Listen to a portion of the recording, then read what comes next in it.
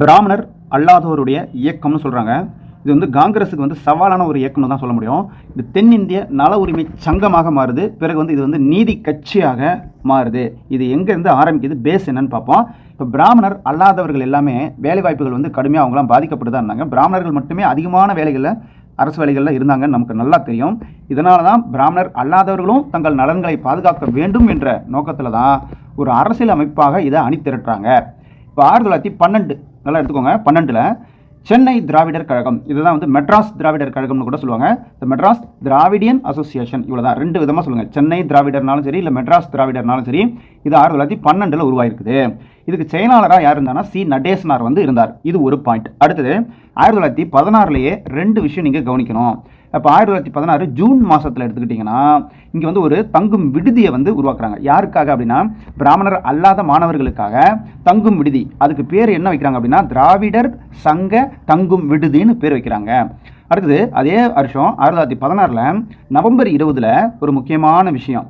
இங்கே வந்து 30 பேர் வந்து விக்டோரியா பொது அரங்கில் வந்து கூடுறாங்க. இது 1916 நவம்பர் 20 நடக்குது.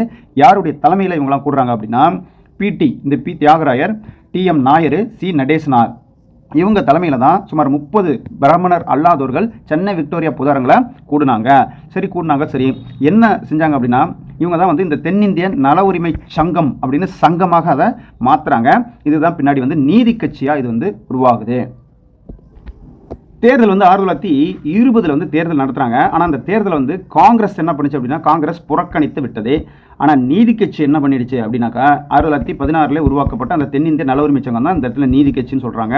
சரி, நீதி கட்சி என்ன பண்ணுச்சு அப்படின்னா 98 இடங்கள்லையும் போட்டிட்டது. அதில் 63 இடங்கள் வந்து நீதி கட்சிக்கு வெற்றி தான்.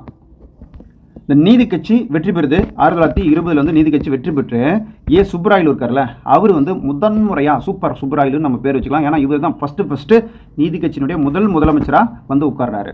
அடுத்து 1923 ஒரு தேர்தல் வருது. அதில் பார்த்தீங்கன்னாக்க நீதி கட்சியை சேர்ந்த பனகல அரசர்னு சொல்கிறோம்ல, அந்த பனகல அரசர் வந்து 1923 தான் முதலமைச்சராக பதவி இருக்கிறாரு. ஒரு இடத்துலையும் படிப்பீங்க. 1930 வந்து முனுசாமி வந்து முதலமைச்சராக வருவாருலாம் படிப்பீங்க.